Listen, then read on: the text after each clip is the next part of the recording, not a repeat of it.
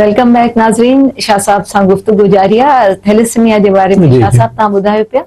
त तव्हां हुते जी जी अॼु हा हिन वक़्त में असां पंहिंजो ॾिठो त थैलेसीमिया चङो त ॻोठनि में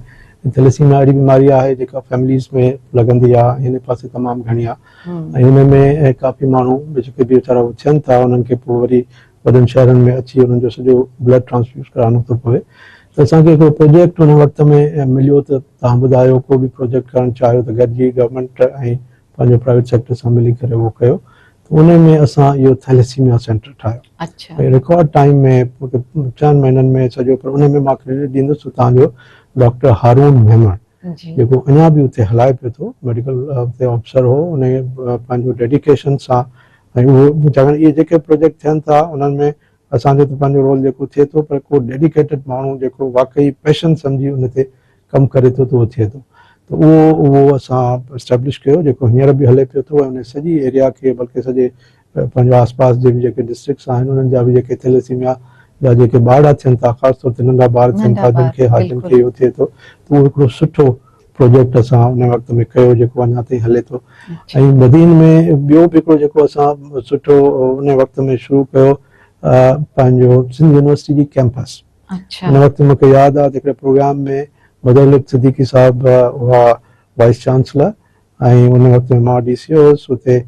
कॉलेज में हिकिड़ो प्रोग्राम हो जिते असां ॿई हुआसीं ऐं उते उतां जो प्रिंसिपल हो तमामु सुठो मिस्टर अब्दुल्ला मला, ऐं उहो बि काफ़ी सोशल बि पंहिंजो माशाल्लाह लिखंदो बि आहे। त उन सुभाषनाने में चयो त साईं असां वटि हितां जेके ॿार आहिनि ग़रीब इलाइक़ो आहे हैदराबाद में, उन्हनि खे उते हासिलूं कोन थियूं मिलनि ऐं पंहिंजो उते पंहिंजो ॿार जेके आहिनि से परेशान था थियनि, त महिरबानी करे असांखे हिते हिकिड़ो सिंध यूनिवर्सिटी जो कैंपस खोले ॾियो। त पोइ वाइस चांसलर साहब असां वेठासीं। वाइस चांसलर साहब मूंखे ॾिठो, मुंहिंजो तव्हां बिस्मिल्लाह कयो, मां तव्हांखे हिते जेको का बिल्डिंग मिलियूं त बिल्डिंग मां त बंदोबस्तु कयां, तव्हां अनाउंस कयो। त माशाल्लाह उन वक़्त में अनाउंस कयूं त इहा सॼे सिंध में, हीअं त मेरे ख़्याल में 8-9 कैंपसिस आहिनि जेके सॼे सिंध में आहिनि, पर इहा पहिरीं कैंपस हुई जेका उन वक़्त में बदीन में सिंध यूनिवर्सिटी जी पहिरीं कैंपस जेको आहे उहा उते असां शुरू कराए। त इहे हिकिड़ा सुठा कमु करण जा उते मौक़ा मिली विया, जंहिंमें थैलेसीमिया सेंटर या पंहिंजो कैंपस ऐं हुन सां गॾु 5 ईयर प्लान जेको ठाहियोसीं एजुकेशन जो, ऐं हुन सां गॾु ॿिया बि जेके नंढा नंढा पंहिंजा हुआ, पर हुन में हिनजो क्रेडिट उतां जे लोकल माण्हुनि ॾिठो वञे जेके पंहिंजो सोशल जर्नलिस्ट ऑफिसर जेको आहे उहो 2 साल 3 मैक्सिमम 3 साल हुआ जेके मां करे आयुसि। पर उतां जी जेका सिविल सोसाइटी हुई, जेके माण्हू उतां जा सोशल हुआ, उते तमामु हर मुंहिंजे ख़्याल में नंढे वॾे ॻोठ में उते पंहिंजो प्रेस क्लब बि हूंदो आहे। बदीन में शहर में त 2 हुआ, हींअर 2 हूंदा या 3 हूंदा प्रेस क्लब, पर उते जे ॿियनि नंढनि पंहिंजो उन्हनि में बि तव्हां ॾिसंदो सिंधी अख़बारुनि में घणियूं ख़बरूं तव्हांखे, छाकाणि तव्हांजी सोशल जेका सर्किल आहे, सोसाइटी आहे, उहा काफ़ी एक्टिव आहे। जीअं मूं चयो त घणी अवेयरनेस माशाल्लाह पॉलिटिकल बि, सोशल इशूज़ ते बि घणो हुन में पंहिंजो आहे। त उते जेको माण्हू, त मां सभिनी ऑफिसर्स खे चवंदुसि बदीन हूअं जेकॾहिं ईंदो सुठा कमु कंदो त माण्हू जेको आहे तव्हांजी तारीफ़ कंदा, जेके पर ग़लति कमु कंदो त वरी उहो बि उन हिसाब सां तव्हांजो हाईलाइट जेको आहे सो कंदा। इन करे त उते ॾाढो सुठो मूंखे पंहिंजो 3 साल मां रहियुसि, तमामु सुठा उते जेके उतां जा लोकल हुआ उहे दोस्त बि थिया, अञा ताईं बि राब्ते में आहिनि ऐं पंहिंजो मिलंदा बि रहंदा आहिनि। पर जेका सेटिस्फेक्शन मूंखे मिली त उहे 3 साल मूं हिकिड़ो सुठो कमु उतां जे ऐं हर हुन में ॻोठनि में वञी यूनियन काउंसिल लेवल ते या जेके फ्लड में बि जेका ख़िदमत करण जो मौक़ो मिलियो त कोशिशि कईसीं त उते उहा माण्हुनि जी ख़िदमत करे सघूं। त तव्हां जेके ॻाल्हि कई उतां जे माण्हुनि जी, एतिरा उन्हनि में अवेयरनेस आहे, त उन्हनि जी औरतुनि में बि एतिरी आहे सुजागी? हा जी बिल्कुलु। हुन में जेके असांजे बोर्ड ठाहिया हुन में बिल्कुलु असां वटि 2-3 उतां जूं भातियूं जेके हूंदियूं उन्हनि खे बि असां पंहिंजे बिल्कुलु जेके एजुकेशनल बोर्ड ठाहियोसीं हुन में शामिलु कयोसीं ऐं हुते हुननि जूं बि ऑर्गेनाइज़ेशन्स हूंदियूं। हा उहे बि हूंदियूं, पर उहो जनरली उतां जी, हालांकि गुरबत घणी आहे उते, उहो कोन्हे, अनएम्प्लॉयमेंट बि आहे, छाकाणि त सॼो इहो लाड़ जो इलाइक़ो आहे, हिते घणियूं इकनॉमिक अपॉर्चुनिटीज़ कोन्हनि, हालांकि घणो परे बि कोन्हे कराची खां, पर उनजे बावजूदि बि हेॾां इहो सॼो जेका लाड़ वारी पट्टी आहे, टटो बदीन, इहे इन पासे गुरबत बि घणी आहे, छाकाणि त जेको एनवायरमेंटल उनजे करे LBOD उते काफ़ी घणो नुक़सानु पहुचायो आहे, या जेके समुंड जो पाणी मथे चढ़ी थो अचे त इन में काफ़ी पंहिंजो नुक़सानु थिए थो। पर उते सिविल सोसाइटी ॾाढो अवेयर आहे, उते पंहिंजो इन जे करे उतां जा माण्हू काफ़ी पंहिंजे राइट्स जे बारे में उन्हनि में अवेयरनेस आहे ऐं उते जेकॾहिं को सुठो कमु थिए थो त उनखे उहो एप्रिशिएट बि कनि था। त मूंखे अलाह साईं मौक़ो ॾिनो त मां उते 3 साल रहियुसि ऐं कोशिशि कयमि त जेको उते मां हुजां त जेका बि ख़िदमत थी सघे उहा ख़िदमत कयूं त उहो हिकिड़ो सुठो हुन में मिलियो। तव्हांखे कॾहिं इहो ख़्यालु आयो त जीअं औरतूं घर में वेठियूं उन्हनि जे लाइ कोई जिम खाने टाइप काई शइ या अहिड़े क़िस्म जो कोई सेंटर हुजे जंहिंमें उहे अची जेके जिन में टैलेंट आहे औरतुनि में पढ़ियल गढ़ियल जेके आहिनि जंहिंमें सिलाई कढ़ाई आहे इन खां अलावा का लेखक आहे या कुझु अहिड़े क़िस्म जूं को डिबेट में हिसो वठे त मां सोचींदी आहियां कॾहिं कॾहिं त इन क़िस्म जा असांजे इन्हनि इलाइक़नि में छो कोन्हनि। जेतिरो हुअणु घुरिजे एतिरा कोन्हनि, हालांकि बिल्कुलु जीअं तुम चओ था त उन में आहिनि, उन में बिल्कुलु जेके असांजूं नियाणियूं आहिनि उहे बि आहिनि, पर अपॉर्चुनिटीज़ असांजूं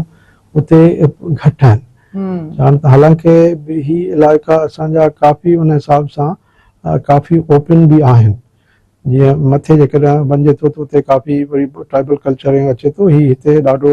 सुठो कल्चर आहे जंहिंमें पंहिंजो नियाणियुनि खे बि ॿार पढ़ण जो बि मौक़ा मिलनि था ऐं राइट्स हुन में आहिनि ऐं उन में हुयूं। असां उन वक़्त में हिकिड़ो ॿियो बि कमु कयो त मां चयो त जेके बि हितां जा बदीन जा शाइर अदीब ऐं लेखक आहिनि उन्हनि जो हिकिड़ो किताब बि असां छापियो। उनमें सभिनी खे जेको बि चयोसीं जेको जेको तव्हांजो कमु आहे तव्हां असांखे ॿुधायो, उहो सॼो बाक़ाइदे उन्हनि जो हिकिड़ो असां किताब बि जेको आहे उन वक़्त में ॾिस गवर्नमेंट जे तरफ़ां हिकिड़ो लॉन्च बि कयोसीं। सॼो पंहिंजो जेके बि उतां जा उते काफ़ी पढ़ियल लिखियल जे हुन में काफ़ी उतां जा शाइर तव्हांखे मिलंदा। हाजी अब्दुल्ला मला मन जी लाइब्रेरी उनजे नाले सां उते लाइब्रेरी आहे, म्यूज़ियम आहे, वधीक लाइब्रेरी में तव्हांखे ॻाल्हि पई कई। उहे हिते पुराणा जेके वॾा शाइर बि रहिया आहिनि, अदीब बि रहिया आहिनि ऐं उन में पंहिंजो ॿिया लेखक बि रहिया आहिनि, त उन्हनि जो बि असां कोशिशि कयो त उन में पंहिंजो जेको कमु करे हिकिड़ो किताब वग़ैरह छापियोसीं ऐं उन हिसाब सां हुनखे कयोसीं। बदीन खां पोइ मां वियुसि मीरपुर ख़ास में। मूं तव्हांखे ॿुधायो त उते मां ॿ दफ़ा रहियो आहे। मीरपुर ख़ास जो वरी थोरो अञा वधीक सिस्टम ही असांजी जेका पंहिंजो बदीन डिस्ट्रिक्ट आहे या रूरल आहे, हुते वरी थोरो अर्बन रूरल मिक्स कल्चर आहे। चवणो डिविजनल हेडक्वार्टर रहियो आहे त उते उन में उते वरी NGOs जो काफ़ी हुते आहिनि। हुते जीअं तव्हां अचो न उते पंहिंजो मुख़्तलिफ़ अहिड़े क़िस्म जा सेंटर्स वग़ैरह उहे मीरपुर ख़ास में आहिनि। मीरपुर ख़ास में उते वरी अञा वधीक थोरी सोसाइटी ओपन आहे, त उते बि उते उन बल्कि असां हुनखे मीरपुर ख़ास खे हुन वक़्त में चवंदासीं city of NGOs and mangoes and NGOs। तव्हांजा अंब बि सुठा थींदा ऐं हुन सां गॾु उते NGO जो कल्चर बि जेके नॉन गवर्नमेंटल ऑर्गेनाइज़ेशंस आहिनि उहे बि काफ़ी उते पंहिंजो सुठो कमु कनि पियूं। उते हिकिड़ो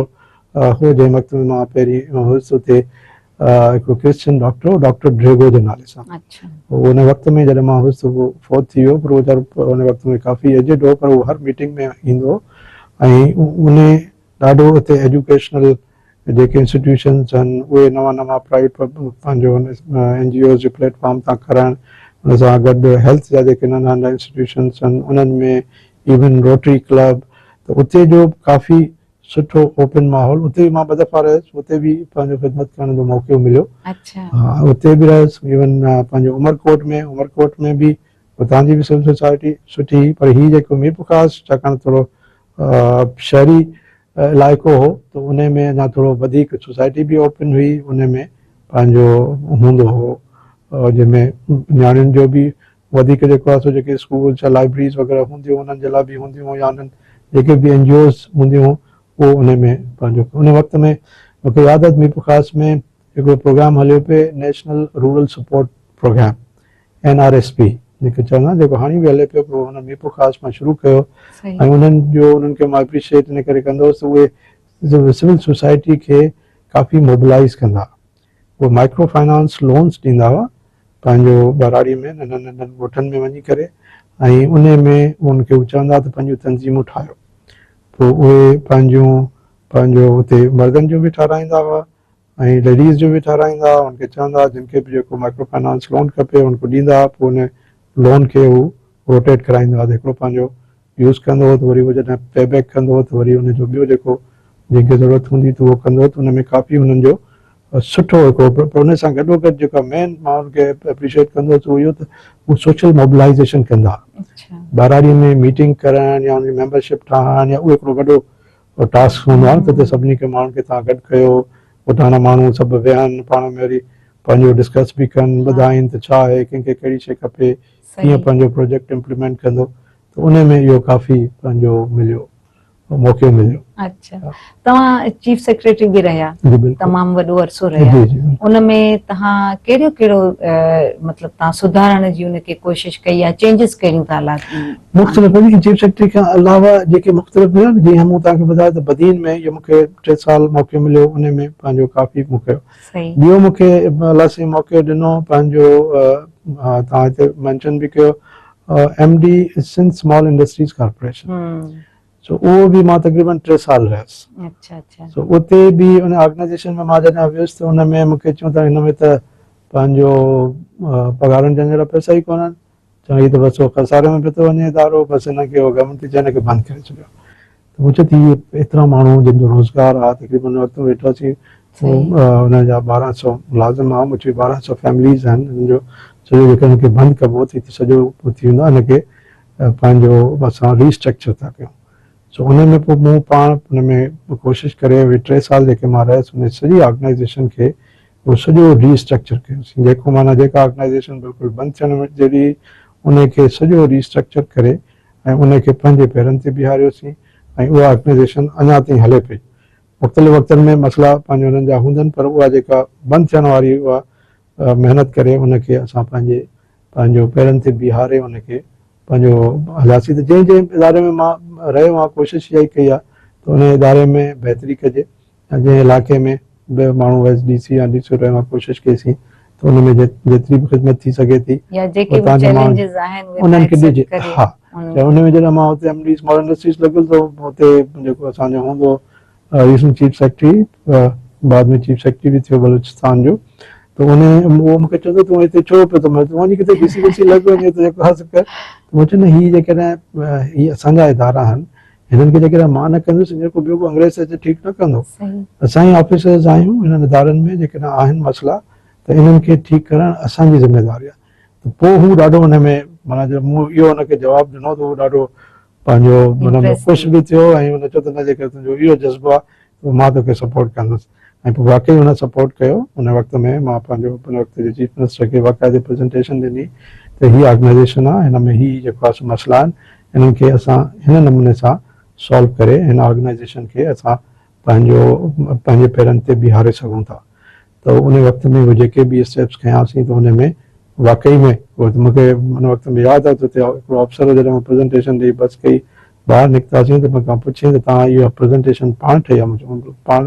पंहिंजो ठाही आहे जेको तूं हिकिड़े ॾींहुं ज़रूरु चीफ सेक्रेटरी थींदे सो हुन वक़्तु उन वीचारे उन प्रेज़ेंटेशन मां सम्झो त मां अलाह साईं जी महिरबानी थी अलाह साईं जी महिरबानी थी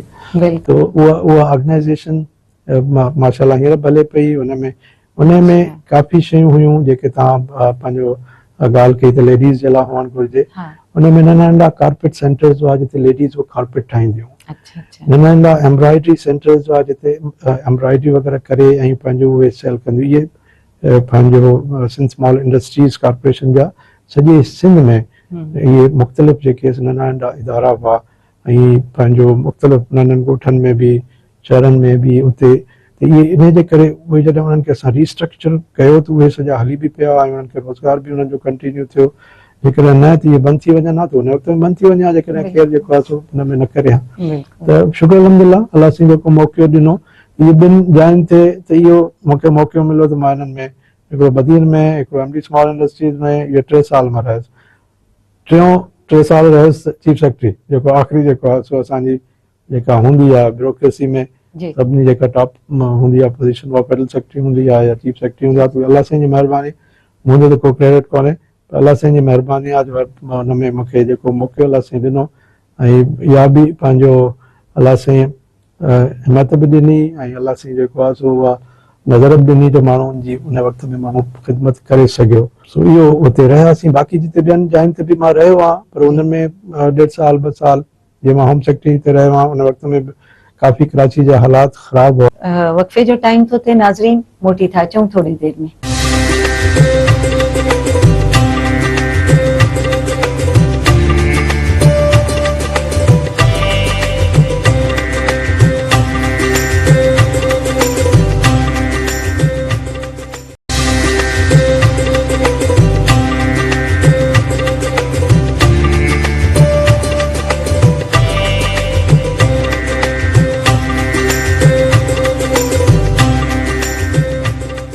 वेलकम बैक नाज़रीन, शाह साहब सां गुफ्तगू जारी आहे। शाह साहब तव्हां होम सेक्रेटरी जी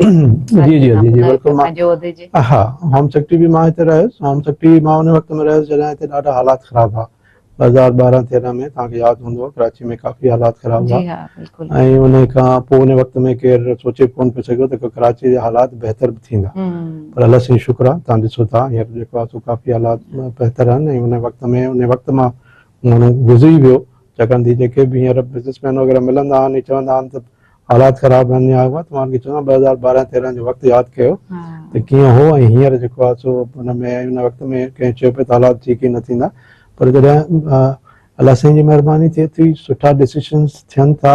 ऐं उन जे हिसाब सां त पोइ बहितरी थिए थी। उन वक़्त में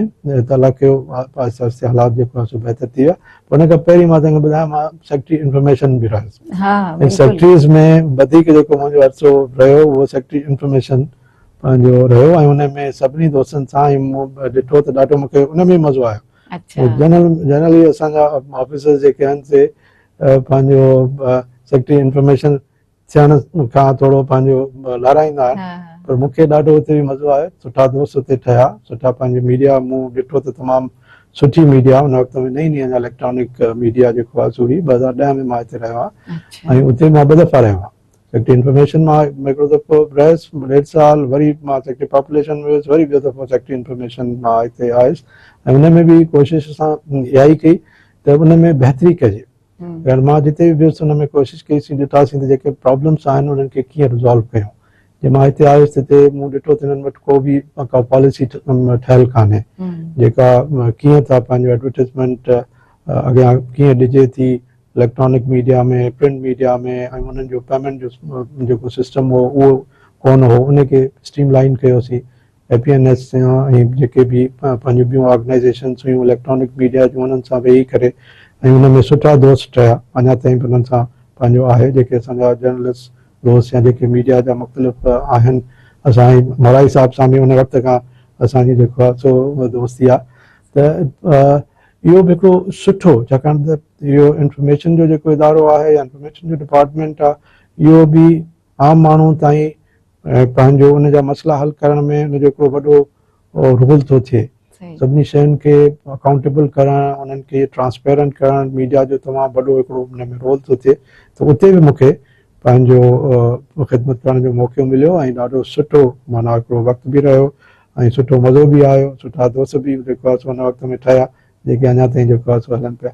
हुन सां गॾोगॾु ॿी जेका हिकिड़ी इम्पोर्टेंट पोज़ीशन ते हिते मां रहियुसि उहा हुई पंहिंजो चेयरमैन एंटी करप्शन। छाकाणि एंटी करप्शन जो बि जीअं आहे काफ़ी मसइला जेके थियनि था गवर्नमेंट इदारनि में उन्हनि में, त उते बि मूं कोशिशि कई त उनखे बहितर कजे। उन में पहिरीं वञण सां मूं कोशिशि इहा कई त पहिरीं जेका एंटी करप्शन डिपार्टमेंट आहे उनखे साफ़ सुथिरो कजे।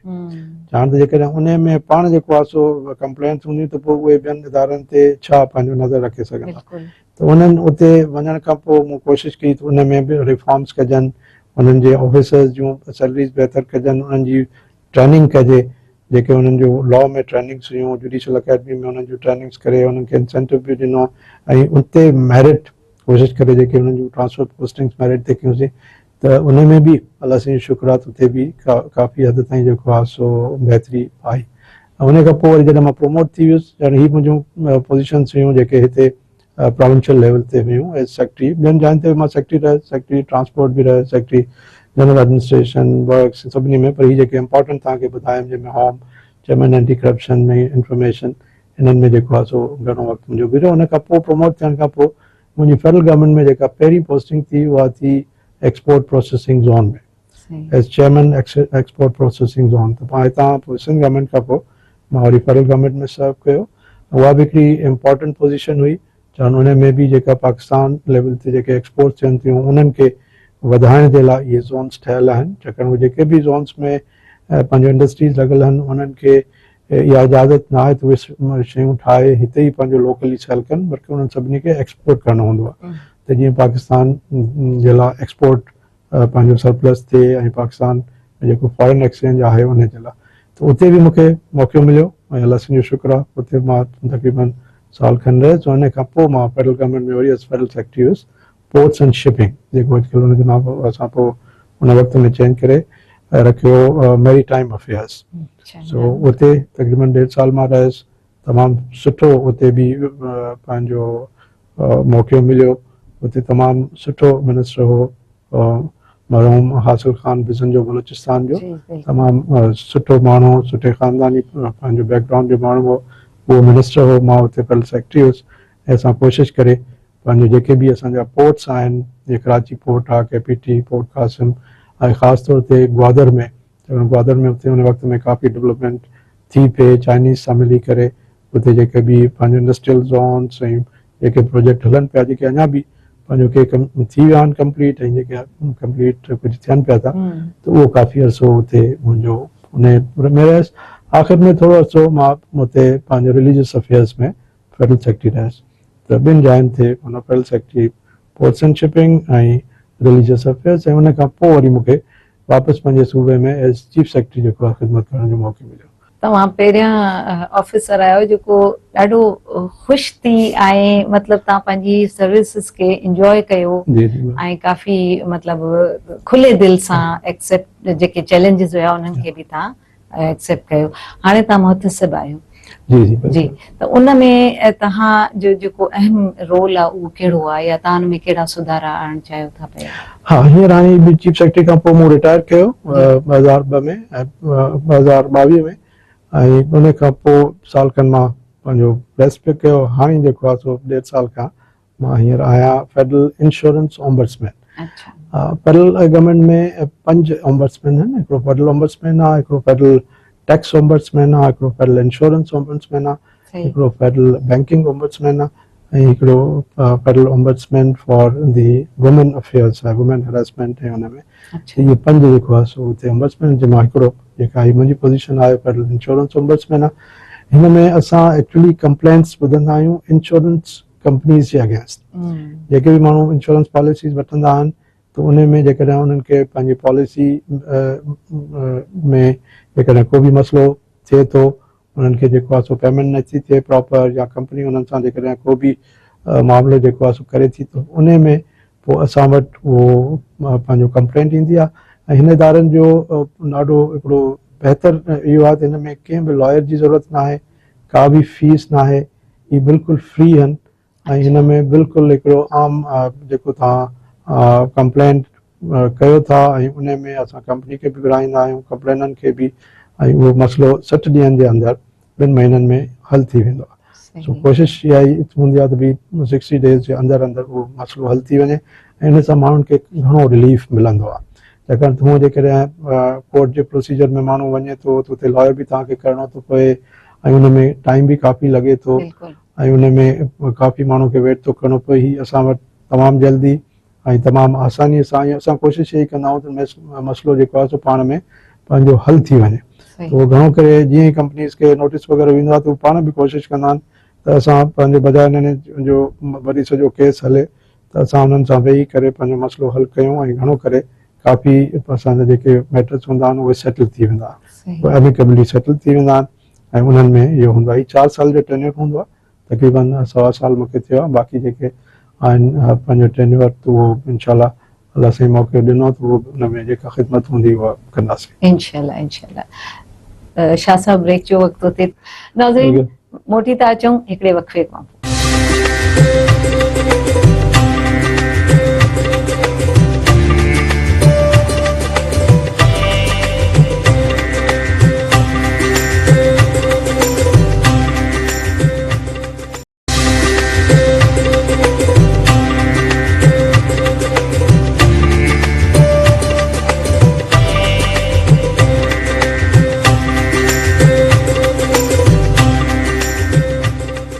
जी वेलकम बैक नाजरीन। शाह साहब सां गुफ़्तगू जारी आहे। शाह साहब, तव्हां एतिरनि पोस्टनि में तव्हां पोइ रहिया उन खां पोइ तव्हांखे हिकिड़ी दिलचस्प सवाल ॿुधायो ऐं हिन जो बिल्कुलु हिकिड़ो मूंखे जवाबु खपे जेको वाकई में सच हुजे, त तव्हां सियासत सां दिलचस्पी अथव कॾहिं? मुंहिंजो बिल्कुलु न। बाक़ी हीअ असांजा जेके रोल्स हूंदा आहिनि एडमिनिस्ट्रेशन वारा, हिननि में सियासी माण्हुनि सां त वास्तो हूंदो आहे, ज़ाहिरी ॻाल्हि आहे। हर लिहाज़ खां जेके बि असांजो उहो पंहिंजो इहे पोज़ीशन्स हूंदियूं आहिनि जिन जिन ते मूं तव्हांखे ॿुधायो, DCO, DC या इवन जेके सेक्रेटरी, चीफ सेक्रेटरी वग़ैरह, हिननि में वास्तो ज़रूरु हूंदो आहे। पर मुंहिंजो कोई सियासतदान थियण या पॉलिटिक्स या हिन में न, मुंहिंजी कोशिशि इहा हुई त भई माण्हू पंहिंजो ख़िदमत वारे जज़्बे सां जिते बि रहे, पाकिस्तान जे जंहिं बि पंहिंजो हिसे में, पंजाब हो, बलूचिस्तान हो या हिते हो, त उन में जेको बि पंहिंजो जेतिरो माण्हू ख़िदमत करे सघे, माण्हू उनजी पंहिंजो ख़िदमत कजे ऐं उन में इहो ख़िदमत वारे जज़्बे सां कयो अथऊं। बाक़ी जेको आहे सो ॿियो को न को हींअर आहे न को आईंदो जो जेको आहे न, त इहो जेको आहे सो इहो तव्हांजो जेको चओ था त सियासी माण्हुनि सां तव्हांजो वास्तो रहे थो पियो, उहो तव्हां उन खां थोरो हटी करे सोचो हूंदो न, त हाणे इहा शइ मुंहिंजे लाइ सही न आहे। न, उहो हिकिड़ो अलॻि, हिकिड़ी सियासत तमामु हिकिड़ी अलॻि फील्ड आहे जेका तमामु ज़रूरी बि आहे ऐं जमहूरियत बि ऐं सियासत जो हिकिड़ो वॾो पंहिंजो सोसाइटी में रोल आहे, उनखे अलॻि नथो करे सघिजे। छाकाणि त माण्हू जिते बि आहिनि उन्हनि खे डील करण जे लाइ हिकिड़ो तमामु वॾो इंस्टीट्यूशन तमामु ज़रूरी बि आहे ऐं उहो बि ख़िदमत वारो आहे। छाकाणि असुल जेका ख़िदमत थिए थी उहा सियासत जे थ्रू जेके असांजा सियासतदान आहिनि उहे ई कनि था, जेके आम माण्हूअ जी ख़िदमत कनि था। ऐं हीअ असांजा ॿिया जेके बि इदारा आहिनि ब्यूरोक्रेटिक, उहे एक्चुअली सभु उन्हनि जी सपोर्ट में हूंदा आहिनि, त उन्हनि खे सपोर्ट करे ऐं माण्हुनि जा जेके मसइला आहिनि उहे हल कजनि, उन्हनि जी ख़िदमत कीअं कजे, उन में एजुकेशन आहे, हेल्थ आहे, ॿिया जेके मसइला आहिनि, रोज़गार जा मसइला आहिनि, सभु हुन में आहिनि। पर उन सां गॾु जेका मुंहिंजी दिलचस्पी रही आहे या पहिरीं जेको आहे सो उहो एजुकेशन में। एजुकेशन जी मूं तव्हांखे ॿुधायो, बदियन में बि हुन में कमु कयोसीं या जिते बि। उन खां पोइ मूं हिकिड़ी पोज़ीशन ख़ासि तौर ते चीफ मिनिस्टर साहिब खां उन वक़्त में घुरी वरिती, उहा हुई special education, secretary special education. त उहो पंहिंजो स्पेशल एजुकेशन जो डिपार्टमेंट जेके माज़ूर ॿार आहिनि उन्हनि जी तालीम जो जेको आहे सो कंदो आहे। त मां उते बि पंहिंजो पंहिंजी ख़िदमतूं ॾिनियूं ऐं कोशिशि कईसीं त उते बहितरी हुजे, उते बहितरी अचे। उन्हनि ॿारनि जे लाइ कुझु जेके फंड्स वग़ैरह जो उन्हनि जो इंक्रीज़ करायोसीं ताकी उनखे उते लंच जे टाइम ते मानी मिली सघे। उतां जी जेके टीचर्स जेके उते पंहिंजो कनि पियूं, मेल फीमेल जेके बि हुआ, उन्हनि जो सैलरीज़ इंक्रीज़ करणु मुंहिंजो ही ॿियनि टीचर्स खां बिल्कुलु मुख़्तलिफ़ आहिनि। नंढे ॿार जेको स्पेशल ॿार आहिनि उन्हनि खे संभालणु या उन्हनि जी ख़िदमत करणु उहो हिकिड़ो तमामु वॾो हुनजो अदर त उन्हनि खे अलाह साईं ॾींदो, पर कम अज़ कम उन्हनि खे माण्हू कंफर्टेबल त हुजनि, त उहे एतिरो उन्हनि खे हुजे जो। ऐं सॼे सिंध जी तक़रीबन सॼे सिंध में 50 खां मथे स्कूल आहिनि स्पेशल चिल्ड्रन जे लाइ। उनमें गर्ल्स बॉयज़ उहे सभु आहिनि, उन्हनि में मुख़्तलिफ़ जेके पंहिंजो डिसेबिलिटीज़ आहिनि उन्हनि जे हिसाब सां जेको आहे सो थियनि था। पर उहे उते बि जेके पंहिंजो टीचर्स कमु कनि था या कमु कनि थियूं, उहे बि माना ख़ासि पंहिंजो पंहिंजे जज़्बे सां जेको आहे सो उते ॿारनि खे संभालणु, उन अहिड़नि ॿारनि खे संभालणु जिन खे माउ पीउ नथो संभाले सघे। त उते बि अलाह साईं शुक्र, अलाह साईं मूंखे उते बि मौक़ो ॾिनो, त उते बि जेतिरो कंट्रीब्यूट करे सघियासीं त हुन में उनखे बि पंहिंजो कोशिशि कईसीं त उहा पंहिंजो हुन में का बहितरी आणे शुक्र अल्हम्दुलिल्लाह। मां त उहो ई चवंदो आहियां त मूं ते सिर्फ़ु अलाह साईं जी महिरबानी रही आहे। मूंखां वधीक ॿिया ऑफिसर्स पढ़िया लिखिया बि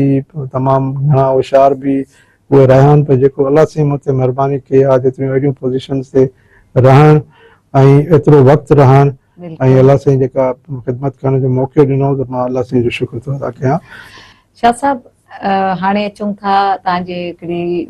जेके तव्हांजो पंहिंजो टाइम पास कहिड़े तरीक़े सां थींदो आहे, तव्हां फारिग वक़्त में तव्हांजी का शेरो शाइरीअ सां दिलचस्पी हुजे, का म्यूज़िक सां हुजे, कहिड़ो किताब पढ़ण में तव्हां वधीक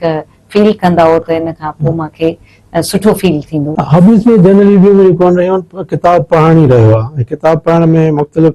असांजा फिक्शन बि, पोइ सिंधी बि, इंग्लिश बि, उर्दू बि, जनरली जेको आहे सो हुन में जेको बि उहो थींदो आहे, उहो जेको टाइम मिलंदो आहे उन पोइ लाइब्रेरी में टाइम मिलंदो आहे त माण्हू लाइब्रेरी में पढ़ंदो आहे, या पंहिंजो हीअं त घर में जेको आहे सो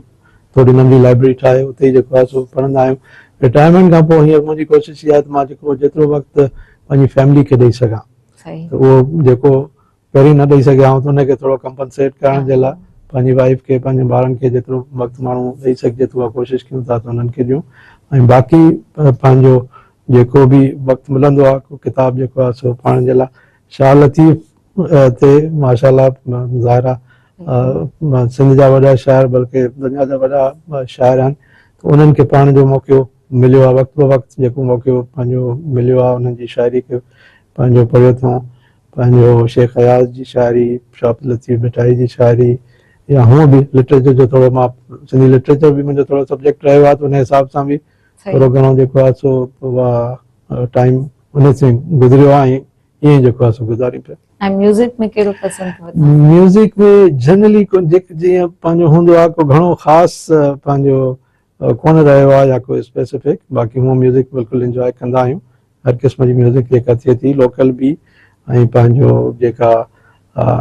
ॿी बि जनरली इंटरनेशनल म्यूज़िक बि आहे त हुन में जी बिल्कुलु सही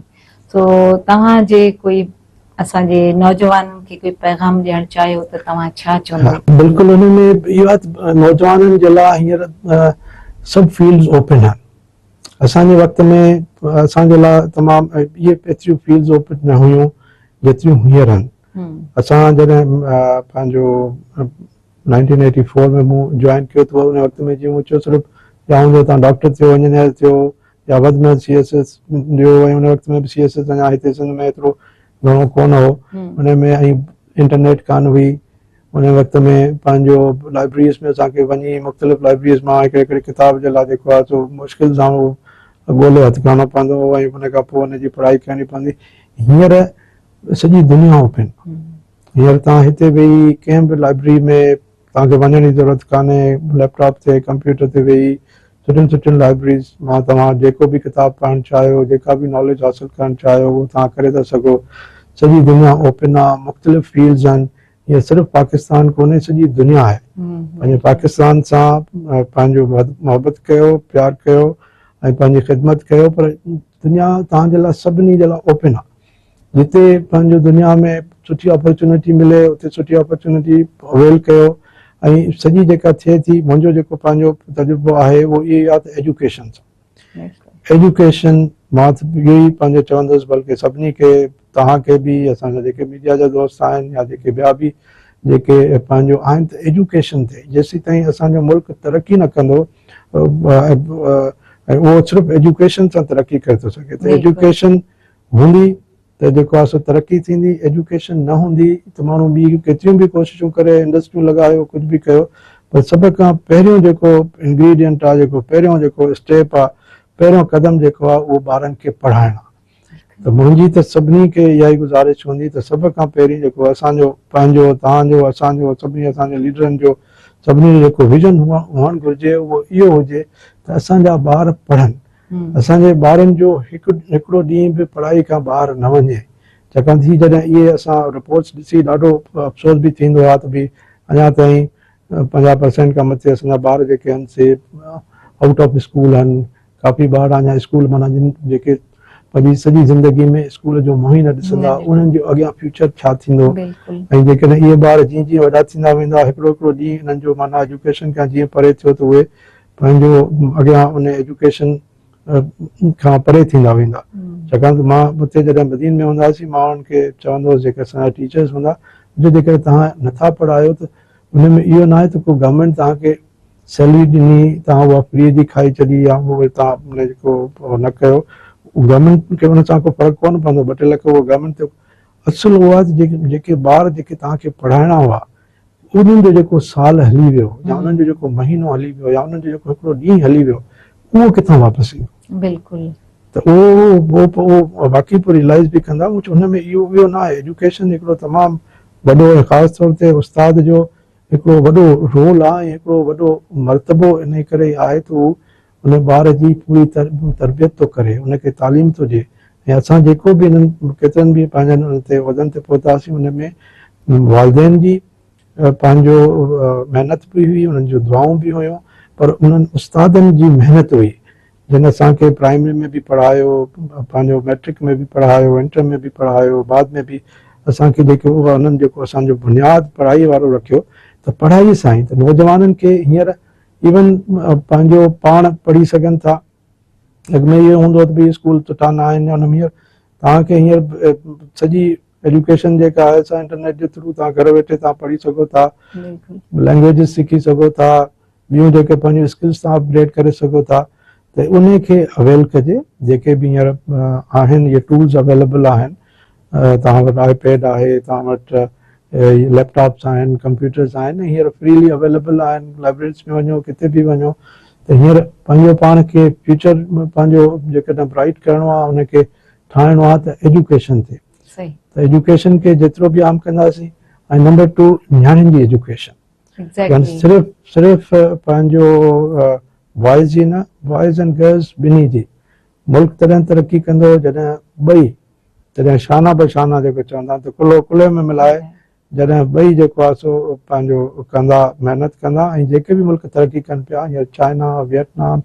वियतनाम में असां हिकिड़ी ट्रेनिंग ते वियासीं त उन्हनि उते असांखे ॿुधायो, उन्हनि जो पंहिंजे लीडर जो, उहो अञा ताईं उहो पंहिंजे लीडर जो जेकी उनजी डेड बॉडी आहे उनखे प्रिज़र्व करे वेठा आहिनि। उहो ॾेखारियूं असांखे ऐं असांखे ॿुधायूं पिए त असांजी जॾहिं जंग थींदी तॾहिं बि असांजा स्कूल बंदि न थींदा।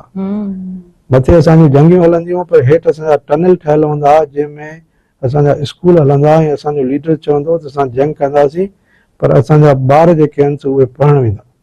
उन्हनि जो हिकिड़ो ॾींहुं बि स्कूल जेको आहे सो न मिस थींदो। त उन ऐं उन्हनि मुल्कनि जूं 95-96% खां मथे लिटरेसी रेट आहे। उते पंहिंजो जेंडर बैलेंस आहे, ज़ारा बॉइज़ गर्ल्स सभु पढ़ियल आहिनि,